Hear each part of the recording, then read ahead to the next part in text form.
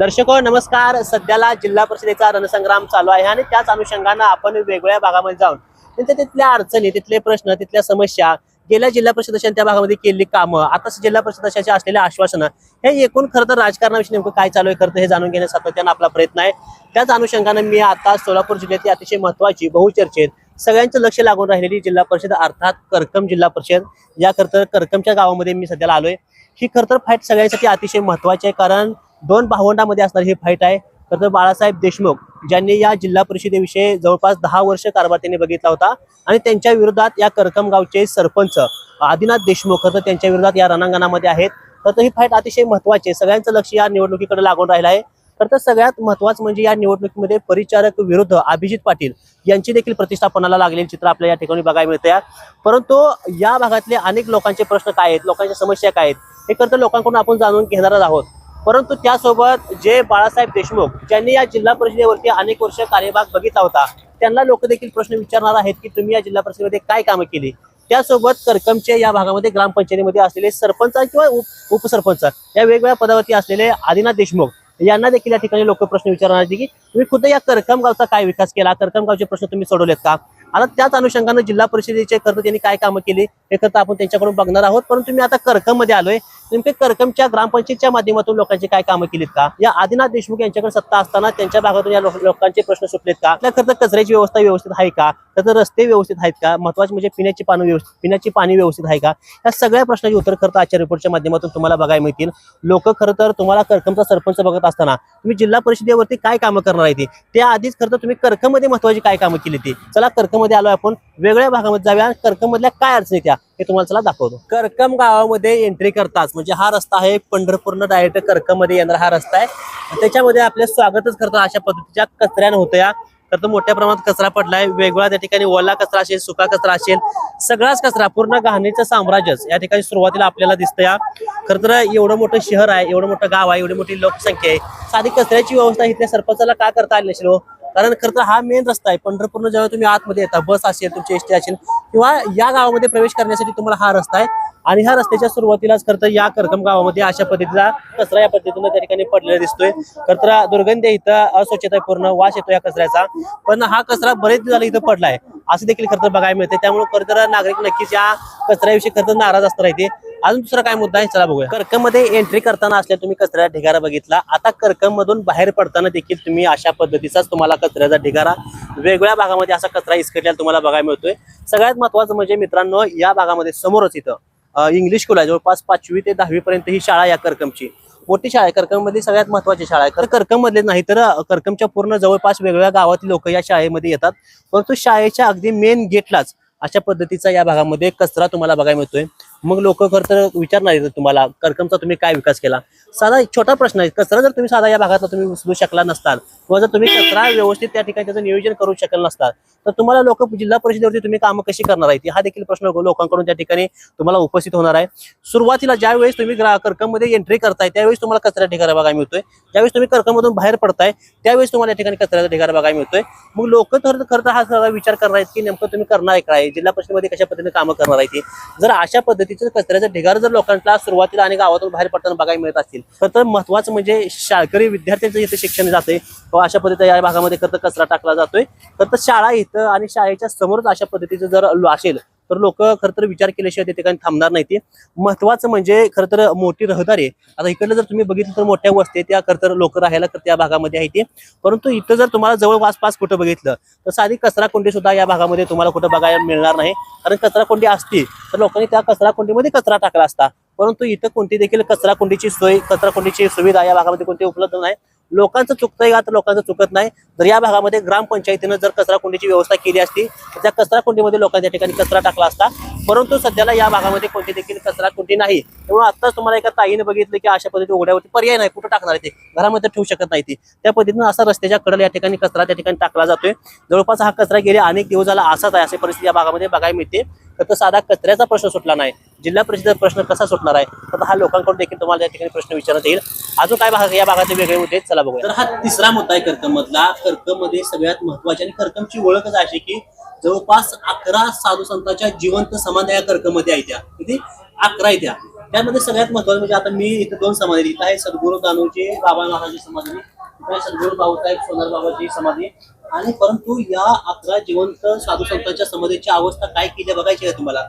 बघा अशा पद्धतीने कुठे पण कचरा आहे, कुठे पण घाण आहे, कशी देखील या ठिकाणी अवस्था नाही, सोयी नाही. आणि सगळ्यात महत्वाचं म्हणजे एक विलक्षण तुम्हाला बाब दाखवतो मित्रांनो. समाधी इथं आणि समाधीच्या या बाजूला अगदी बाथरूम आहे या भागामध्ये. ही वाईट अवस्था आहे.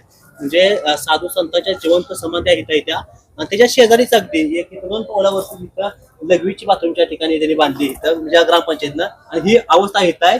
याच्याच पलीकडे एसटी स्टँड आहे या भागाचं. त्या एसटी स्टँड देखील पूर्णपणे तुम्हाला पडाक दिसतंय. तिथे कोणती देखील सोयी सुविधा नाही, पाण्याची त्या ठिकाणी व्यवस्था नाही, साधारण लोकांना बसायची देखील तिथे व्यवस्था नाही. तर मग लोक म्हणतात नेमकं ग्रामपंचायतनं आजपर्यंत केलं काय आहे. लाजिरवाणी गोष्ट आहे. तर एवढ्या मोठ्या साधू संतांच्या संबंधीच्या जवळ जर तुम्ही अशा पद्धतीची मुतारी बांधत असाल तर हा साधू संतांचा अपमानच म्हणावा लागेल. पलीकडे एसटी स्टँड आहे, त्याची देखील वाईट अवस्था आहे. त्या एसटी स्टँड तुम्हाला दाखवतोच एसटी स्टँड मध्ये काय अवस्था आहे ती. त्या संपूर्ण गोष्टीसाठी बोलण्यासाठी माझ्यासोबत माझा एक मित्र आहे. आता खरं तर काय गावाची ओळख तुमची काय मला थोडक्यात सांगा. मी अनिल तानाजी राखोंडे. किती समाधी आहे गावात अशा? 11 जीवन समाधी आहेत. 11 जिवंत समाधी आहे. कुठे एवढी तर खरं साधू संतांचा तुम्हाला तुमच्या गावाला वारसा मिळालाय. का गावाने त्यांची आपला गावली एवढी, का त्या समाधीचा तुम्ही जीर्णोद्धार केला नाही? काय आता ग्रामपंचायत मध्ये गेल्यानंतर आणि ह्याचा विचार ग्रामपंचायतच करायला हवा ना.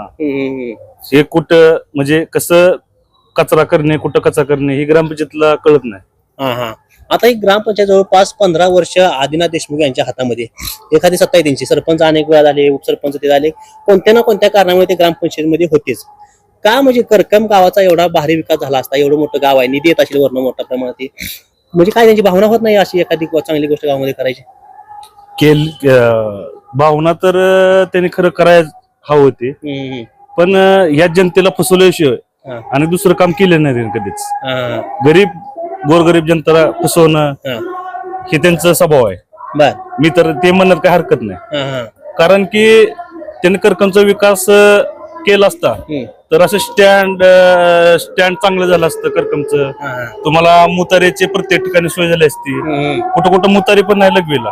ही एकच आवडते, एकच आहे, ती पण चुकीच्या ठिकाणी. 2 देवस्थान तिथं, 2 देवस्थानाची तिथं मुतारी केली. वाईट अवस्था या ग्रामपंचायतीची. त्यामुळे ज्यांच्या हातामध्ये ग्रामपंचायत होती आजपर्यंत त्यांनी विचार करायला पाहिजे या गोष्टीचा. आजपर्यंत आपण गावाला काय केलंय. तुम्ही आता जिल्हा परिषद लढणार आहे, त्यामुळे लोक आपसुकच तुम्हाला त्या ठिकाणी प्रश्न विचारणार आहेत. तुम्ही आधी करकमचा काय विकास केलाय? एवढी मोठी देवस्थान तुमच्या भागामध्ये असताना एवढं साधू संतांची भूमी तुमच्या गावाला नशिबानं करता लाभली करता म्हणावी लागेल. परंतु ते देखील तुम्हाला चांगलं व्यवस्थित ठेवता आलं नाही, ते देखील तुम्हाला जगता आलं नाही, त्याचा देखील तुम्हाला जीर्णोद्धार करता आला नाही. तुम्ही खरं तर जिल्हा परिषदेवर जाऊन कोणती कामं करणार हे देखील लोक विचारशिवाय राहणार नाही. करकम गावातली असणारं शौचालय नेमकं कसं तुम्हाला दाखवतोय, आमचा कॅमेरामॅन तुम्हाला दाखवतील. जवळपास 14,000 लोकसंख्या असलेलं हे करकम गाव आहे. आणि त्या गावातल्या एसटी स्टँडच्या पाठीमागं फक्त एकच शौचालय येतं, एकच बाथरूम आहे इथं. ते देखील अशा पद्धतीचं त्या ठिकाणी पूर्णपणे घाण आहे, पूर्णपणे बिस्लरीच्या बाटल्या आतमध्ये टाकल्या, त्या पाण्याची कोणती व्यवस्था नाही, स्वच्छतेचं या ठिकाणी नाव नाही. आणि त्याच्या परिपूर्णच अशा पद्धतीचा कचरा घाण या भागामध्ये आहे. महत्वाचं म्हणजे मोठा वर्ग या भागामध्ये, शाळकरी वर्ग मोठ्या प्रमाणात आहे, विद्यार्थी मोठ्या प्रमाणात आहे, महिला मोठ्या प्रमाणात या भागातून प्रवास करतात. आणि त्या स्टँडच्या पाठीमागं आता अशी अवस्था आहे, फक्त पुरुष कायद्या पद्धतीने ऍडजस्ट करू शकतात, परंतु महिलांचं खाते या भागामध्ये अवघड आहे. त्याला साधी या भागामध्ये ग्रामपंचायत साधी मुतारीची व्यवस्था करू शकत नाही. जवळपास 15 वर्ष झालं सत्ता तर आदिनाथ देशमुख यांच्याकडे आहे, परंतु साधी मुतारीची देखील व्यवस्था त्यांनी या भागामध्ये खरं तर केलेली नाही. त्यामुळे खरं हा देखील प्रश्न तुम्हाला जिल्हा परिषदेला तुम्ही ज्यावेळेस मतं मागायला असाल त्यावेळेस लोक देखील तुम्हाला करकम मध्ये साधी मुतारी आहे का, हा देखील तुम्हाला प्रश्न त्या ठिकाणी लोक नक्कीच विचारतील. तर आता आपण करकम गावातल्या असणाऱ्या अंतर्गत रस्त्याबद्दल बोलूया. तर ते करकम गावातला अंतर्गत रस्ता आहे, महत्वाचा रस्ता आहे, मेन रस्ता आहे. इथून करता हवेला रस्ता जातोय, परंतु या भागामध्ये तुम्ही जर रस्त्याची अवस्था बघितली तर पूर्णपणे खड्डे या रस्त्यावरती. अशा पद्धतीचे चेंबर या भागामध्ये वरती आलेत.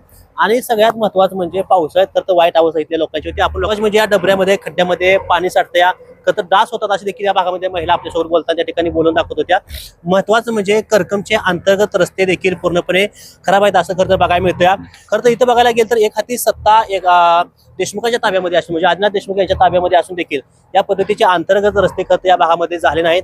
जिल्हा परिषदेचे रस्ते तुम्ही कसं करणार हा देखील प्रश्न या भागामध्ये सध्याला तरी उपस्थित होतोय. आता आपण आलोय करकम मधली जी पाणी पुरवठा जी योजना आहे त्या योजनेची तलाव आहे, त्या तलावाच्या शेजारी आपल्या ठिकाणी आलोय. तर परंतु सध्याला या तलावाची जर अवस्था कुणी बघितली तर हे पाणी लोक प्यायला नाही, लोक वापरायला सुद्धा त्या ठिकाणी घाबरतील अशी अवस्था खरं या तलावाची आहे. पूर्णपणे अस्वच्छ पाणी खरं दिसतंय, पाण्याचा देखील वास या भागामध्ये येतोय. महत्वाची योजना आहे, मोठी योजना आहे, मोठा निधी या भागामध्ये या योजनेसाठी आला अशी चर्चा आहे. तर आपलाच मित्र आहे, नेमक्या योजनेबद्दल सगळी माहिती यांच्याकडून घेऊया. मला खरं तर सगळ्यात महत्त्वाचं म्हणजे गावाला एवढी मोठी योजना आहे, एवढं मोठं पाणी तुमच्या गावामध्ये आता उन्हाळा तोंडाला आलंय, तरी पण एवढं मोठं पाणी पिण्यासाठी शिल्लक आहे. असं खरं तर गावातील लोकांनी सांगितलं की पिण्यासाठी पाणी कधी झाली ही योजना, कधी मंजूर झाली कधी चालू? 2011ला ही योजना लागू झाली, म्हणजे 2011ला योजना चालू केली ती. म्हणजे ग्रामपंचायत माध्यमातून झाले. हा, ग्रामपंचायत माध्यमातून झाली. कसं आता सोयी सुविधा कशी इथं योजना व्यवस्था आहे का, पाणी व्यवस्था आहे का, स्वच्छता आहे का इथं? पाणी तर पिण्यालायकीच नाही, हां पूर्ण दूषित पाणी. बरं. जसं कॅनल मधून येतंय तसं डायरेक्ट लोकांपर्यंत पोहोचते. फिल्टर होत नाही का? फिल्टरचं प्लॅन्ट पलीकडे बनवलेलं हां आहे, हां पण त्या फिल्टर प्लॅन्टचं मी कधी असं चालू केलेलं बघितलं ना, ते बंद आहे पूर्ण. बरं. दूषित पाणी गावापर्यंत जाते. हां हां हां पाणी फिल्टर म्हणजे काय विषय नाही इथं? नाही काय फिल्टर लोकं पाणी मध्ये पित नाही का? नाही, पिण्याचं पाणी लोक साधारण ते फिल्टरच पाणी पितात लोक, म्हणजे बाहेरनं पैसे देऊ पैसे देऊन. ह्या योजना किती पैसे आले काय माहिती आहे आकडा? ह्या योजनेला अगोदर तर 11 कोटीचं निधी उपलब्ध झाले. हां परत 11 कोटी निधी उपलब्ध झाल्यानंतर परत 11ची 28 कोटी रुपये झाले. बरं, परत वाढले. हा, आणि परत कुठं वाडी वस्तीवर जाण्यासाठी 6 कोटी म्हणजे 28 जवळपास 34 कोटी आसपास पैशाला खर्च केले तर. हा, तरी पण याचा काय फायदा होत नाही. काय फायदाच नाही गोरगरीब जनतेपर्यंत पाणीचं आणि योजनेचं पण चांगलं. हां तर शासनाने एवढा मोठा निधी देऊन एवढा मोठा खर्च करून एखाद्या छोट्या गाव म्हणजे छोट्या नाही मोठ्या गावासाठी, परंतु त्याचा जर पुरेपूर वापर होत नसेल तर वरनं आलेल्या निधीचा पूर्णपणे खरं तर दुर्वापर केला असं म्हणावं लागेल. या भागातली असणारी एखादी ग्रामपंचायत आणि त्या ग्रामपंचायतीत मोठा गाव बघून त्या ठिकाणी शासनाने जवळपास सुरुवातीला 11 कोटी रुपये गावातल्या पाणी पिण्यासाठी त्या ठिकाणी उपलब्ध करून दिलं होतं. परंतु योजना खरं तर त्या खर्च वाढल्यामुळे जवळपास 28 कोटीपर्यंत ही योजना गेली. परत पाईपलाईन खेड्या वस्तीपर्यंत पोहोचण्यासाठी परत अजून 6 कोटी वाढवले. असे एकूण जवळपास 34 कोटी रुपये या योजनेसाठी रुपये खर्चून ते देखील पूर्णपणे या गावामध्ये वाया गेल्याचे चित्र बघायला मिळते. कारण इथला कोणच या कार्यक्रमातला माणूस या तळ्यात एक सुद्धा टिपका सुद्धा पाणी पित नाही. फिल्टरचं पाणी गावामध्ये स्वतः पदरचं पैसे आणून टाकून फिल्टरचं पाणी आणून पितोय. एवढं मोठं तळं मग बांधलंय कशासाठी? एवढा मोठा निधीचा वापर असा दुर्वापर करून करतं हे करतं गावाचं शासनाचं सगळ्याच नुकसान या ठिकाणी आहे. या भागातले असणारे सरपंच ग्रामपंचायतीमध्ये आदिनाथ देशमुख यांनी खरं याकडे वेळीच लक्ष द्यायला पाहिजे होतं. शासनाने दिलेल्या निधीचा योग्य वापर खरं त्यांनी या गावातल्या लोकांसाठी केला पाहिजे होता. खरं ह्या भागामधलं पाणी फिल्टर करून चांगलं स्वच्छ पाणी निदान प्यायसाठी वापरायसाठी तरी यातल्या लोकांच्या गावातल्या लोकांना खरं द्यायला पाहिजे होतं. परंतु तशी अवस्था सध्याला तरी झाली नाही. हा खरं ग्रामपंचायतीचा विषय आहे. तुम्ही आता जिल्हा परिषद लढवणार आहे, जिल्हा परिषदेवरती तुम्ही जाणार आहे, त्यामध्ये तुम्हाला देखील मोठ्या योजनांचा किंवा एवढा मोठा निधी त्या ठिकाणी तुम्हाला शासन देणार आहे परत देखील. परंतु त्याचा तुम्ही वापर कसा करणार आहे? कारण गावामध्ये दिलेला 34 कोटीचा वापर तुम्ही योग्य करू शकला नाही तर येणाऱ्या जिल्हा परिषदेसाठी येणाऱ्या निधीचा तुम्ही वापर कसा करणार आहे हा देखील प्रश्न या ठिकाणी उपस्थित होतो. आता गावामध्ये असलेलं मंडल कृषी अधिकारी त्या परिसरामध्ये आलोय. त्याची पलीकडची जी इमारत दिसते ती मंडल कृषी अधिकारीची इमारत आहे. ती आता संध्याकाळचा टाइम आहे, आम्हाला पण यायला इथे भरपूर वेळ झालाय. तरी पण खरं तर आता सध्या जर बघितलं तर ती पूर्णपणे कामकाज त्याचं बंद आहे आणि ते बंद असण्याचं कारण काय तरी एकमेव खरं तर अस्वच्छता आहे. त्या भागामध्ये पूर्णपणे त्या ठिकाणी अस्वच्छता आहे. कचरा कसा पण टाकला जातोय. तर त्या ठिकाणी उघड्यावरती शौचालय देखील बसलं जाते असे देखील गावात लोक बोलून दाखवतात. पाण्याची टाकी एवढी मोठी गावामध्ये ते पण त्या ठिकाणी त्याची पाईप तुम्ही बघू शकता. हे देखील पाईप खाली पाईपच नाही, एवढी मोठी पाण्याची टाकी त्या ठिकाणी बांधली. मग नेमकी अवस्था गावातली काय चाललंय? ह्या गावातले ग्रामपंचायत नेमकं काय करते? त्या भागाकडे ग्रामपंचायत लक्ष देत नाही का हा प्रश्न या भागामध्ये खरं उपस्थित होतोय. गावामध्ये संपूर्ण जर बघितली तर साधी लघवीची बाथरूमची कुठं देखील व्यवस्था नाही. एक फक्त स्टँडच्या पाठीमाग आहेत ते देखील बंद आहे. या भागामध्ये जर बघितलं तिथं एक कोपऱ्यामध्ये बाथरूम दिसतंय ते पण त्या ठिकाणी बंद आहे. मग नेमकी ग्रामपंचायत एवढे दिवस एका व्यक्तीच्या हातामध्ये असून तर त्यांनी ग्रामपंचायत काय विकास केला नाही का हा प्रश्न या ठिकाणी आधारित राहतोय. माझ्यासोबत या सगळ्या गोष्टीसाठी बोलण्यासाठी आमचे एक मित्र आहेत. दादा खरं तर सगळ्यात महत्वाचं म्हणजे हा एवढा भारी परिसर आहे, एवढं मोठ्या गावासाठी जागा आहे. एकतर करकमला लोक म्हणतात जागा नाही, अपुरी जागा आहे, करकममध्ये कोणती व्यवस्था होत नाही. मग ह्या पाण्याच्या टाकीखाली रिकामी जागा मला भरपूर दिसते, मोठी जागा दिसते. तिथं कृषी मंडळाचं तिथं अधिकाऱ्यांचं ऑफिस आहे. तिथं काय प्रकार आहे? इथं असं काय केलं अवस्था या भागामध्ये? ह्या भागाची अवस्था असं होण्याचं कारण म्हणजे जे इथले काय म्हणतात लोकप्रतिनिधी आहे, ग्रामपंचायत म्हणा किंवा जे आपल्या प्रत्येक विभागाचे जे लोकप्रतिनिधी असतात त्या लोकप्रतिनिधींचा प्रशासनावर म्हणा किंवा ह्या सगळ्या कार्यक्रमावर लक्ष नसणं किंवा त्यांनी बाकीच्या गोष्टींकडे जास्त लक्ष. आणि आता मी एक शेतकरी आहे, मला खंत वाटते की हे कृषी मंडल अधिकारी कार्यालय अशा अवस्थेत आहे. का बंद असायचे? कारण काय? अस्वच्छता. इथं अस्वच्छता असल्यामुळं मंडल अधिकारी येऊ शकत नाहीत, बसू शकत नाही. इथं कितीही वेळा स्वच्छता केली हा. तरी ते अस्वच्छताच होते. ह्याच्या मागे तुम्ही का कमी पडताय. म्हणजे जे इथले लोकप्रतिनिधी आहेत त्या लोकप्रतिनिधींचा ह्या मागचा जो हे पाहिजे म्हणजे कमांड पाहिजे हा. ते नाहीये. हा. एवढी मोठी इमारत हा. आज तुम्ही बघताय एवढा मोठा शासनाचा खर्च जर का असा धूळ खात पडत असेल तर हे पैसे कोणाचे आहेत. आमच्यासारख्या टॅक्स पेअरचे पैसे आहेत बरोबर. हे पैसे वाया गेलेल्याची खंत आहे. गावामध्ये बाथरूम शौचालय किती येते हा तसा लय अवघड प्रश्न आहे. हा. बाथरूम आणि शौचालय हा गावात आम्ही सांगू का हा. जर आम्हाला गावात लघवी लागली हा. तर आम्ही मळ्यात लघवीला जातो. इथं सोयी नाही कुठं. म्हणजे करकम मध्ये सोयच नाही. ही एक वाईट अवस्था आहे. हा. ही बदल व्हावा अशी आमची अपेक्षा आहे. हा. आणि शेत आता आरोग्य वीज पाणी ह्या सगळ्याच गोष्टीत अनास्था आहे असं माझं वैयक्तिक मत आहे. त्यामुळं काय अवस्था काय दवाखान्यात इथल्या दवाखान्यात मला वाटतं वर्ण निधी आल्यामुळे दवाखान्याची इमारत चांगली झाली पण इथं पूर्ण वेळ प्रशासकीय अधिकारी किंवा वैद्यकीय अधिकारी नसतात. बरोबर. पण त्याच्या मागची कारणं बरीच आहेत. वैद्यकीय अधिकाऱ्यांना जे राहण्याचे क्वार्टर्स आहेत ते प्रॉपर नाहीत. ते अगदी पडण्याच्या अवस्थेत आहेत. ते जर का आपल्याला दुरुस्त करायचे असते तर त्यासाठी जागा लागते. बरोबर. मग ती जागा वर्ग करण्याचा अधिकार ग्रामपंचायतीकडे आहे. ते जागा वर्ग होत नाहीत. आम्ही ज्यावेळेस आमदार साहेबांची आमसभा झाली होती त्यावेळेस सुद्धा हा मुद्दा मांडला होता की आमच्या वैद्यकीय अधिकाऱ्यांना राहण्यासाठी जे कॉटेज बांधायचे त्यासाठी जागा मिळत नाहीये तर ती जागा वर्ग करावी. त्यासाठी ते आम्ही तिथं सुद्धा बोललो होतो पण तेही तिथं झालं नाही. मग हा ग्रामपंचायतचा किंवा इथल्या जे लोक काय म्हणता येईल आपले ज्यांच्या हातात ग्रामपंचायत आहेत अशा लोकांनी याच्याकडे लक्ष द्यावं आणि बाकीच्या गोष्टींकडे लक्ष न देता ह्या गोष्टीकडे लक्ष देऊन लोकाभिमुख काम झालं तर बरं होईल. या ठिकाणी असं बोललं जातं की जे गावात घरकुल दिले जातात. आता मी परवा एक पेरे पाटलांचा व्हिडिओ पाहिला की त्यात पेरे पाटील म्हणतायत की ग्रामपंचायत घरकुल देतच नाही. म्हणजे त्यात ग्रामपंचायतचा कसलाही सहभाग नाही. पण ही घरकुलं आम्ही मंजूर केली. घरकुलाला भिंती 4 आणि सांगणारे लोक येणार की 25 लोक सांगायला येतात की आम्ही घरकुल दिलं. म्हणजे ज्या घरकुलात मंजुरीसाठी लोकांकडून 10-10 हजार ऑन पैसे घेतला जातात अशी घरकुल योजना आमच्या गावात आहे. अशा दृष्टीनं बरं का जी गावातील कामं आहेत ती लोकाभिमुख असली पाहिजेत. म्हणजे तुम्ही एखादा रस्ता करताय तो रस्ता गरजेचा असला पाहिजे असा रस्ता करा. बरोबर. आता एक उदाहरण द्यायचं झालं तर त्या गावातील साठवण तलाव आहेत त्या कामाच्या बद्दल बरीच चर्चा झाली. आज जे साठवण तलावात पाणीच येत नाही म्हणजे नैसर्गिकरित्या पावसाचं पाणी येऊन ते साठलं पाहिजे अशा साठवण तलावाच्या कामाचा आमच्या गावातील पंचक्रोशीतील लोकांना गाजावाजा माहित असेल. म्हणजे जिथं पाणीच येत नाही तिथं ही साठवण तलावाची योजना केली गेली. म्हणजे ही योजना लोकाभिमुख नाही. हीच योजना दुसऱ्या किंवा हेच काम आपण लोकाभिमुख म्हणजे कसं तर आमचं एक इतिहासातील जुनं एक तलाव आहे त्या तलावात पाणी आणणं किंवा तुळशी या तळ्यात पाणी आणणं जो पूर्व भाग आहे उत्तर भाग आहे जो पाण्यापासून आमच्या वंचित आहे अशा भागाला पाणी पुरवठा करण्यासाठी जी एखादी योजना असती अशा योजनेवर काम केलं असतं तर खूप चांगलं झालं असतं. जी योजना काही कामाची नाही अशा योजनेवर शासनाचा खर्च केला गेला ह्याच आम्हाला वाईट वाटतं. खरं तर गावची सत्ता गावातली ग्रामपंचायत जवळपास अनेक वर्ष झालं, जवळ 15 वर्ष झालं आदिनाथ देशमुख यांच्या ताब्यामध्ये.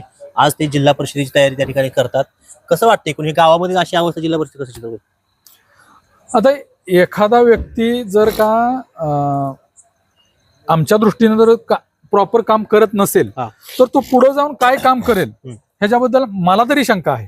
मग आता जे इतर गावातील लोक आहेत त्यांनी थोडासा विचार करावा की बाबा आमच्या गावातच एवढे प्रश्न असताना जर का तुम्ही जिल्हा परिषदेवर एखाद्या व्यक्तीला निवडून देणार असेल तर मग ते काम कितपत दर्जेदार किंवा जो आलेला निधी आहे तो कितपत कारणी लागेल याच्याबद्दल मला थोडी शंका आहे. तर या एकूण खरं तर प्रतिक्रिया इथल्या नागरिकांच्या, या करकमच्या नागरिकांच्या आहेत. एकच प्रश्न आहे, गेली 15 वर्ष झालं सत्तेत या भागातले आदिनाथ देशमुख आहेत. तर ते छोटे छोटे प्रश्न आहेत, हे खरं तर पाण्याचा असेल, कचरा कुंडीचा प्रश्न असेल, एखाद्या शौचालयाचा प्रश्न असेल, हे छोटे छोटे प्रश्न जर या ठिकाणी ग्रामपंचायती माध्यमातून सुटले नसतील तर खरं तर या जिल्हा परिषदेच्या माध्यमातून मोठे प्रश्न कसा सोडवणार तुम्ही, हा देखील प्रश्न या भागामध्ये सध्याला उपस्थित होतोय. सुरुवातीपासून अगदी कचऱ्याचा प्रश्न असेल, महत्वाचं म्हणजे 34 कोटी रुपये शासनाने दिलेला पाण्याचा प्रश्न असेल, तो चांगला या भागाला लोकांना पाणी मिळत नसेल, स्वच्छ पाणी मिळत नसेल तर लोक त्या ठिकाणी हा प्रश्न त्या ठिकाणी विचारल्याशिवाय राहणार नाही. ते सगळ्यात महत्वाचं म्हणजे मी जे आता भागामध्ये त्या पद्धतीने असा कचरा उघड्यावरती टाकला असेल, एवढं मोठं कार्यालय या गावात खरं तर या फक्त अस्वच्छतेमुळे बंद असेल. तर एकूण परिस्थिती बघता खरं तर करकमचा म्हणावा असा विकास या भागामध्ये झाला नाही. शासनाच्या माध्यमातून मोठ्या स्कीमा, मोठ्या योजना, मोठा निधी या गावासाठी येत असेल, परंतु निधीचा योग्य वापर या ठिकाणी केला नाही किंवा करता आला नाही.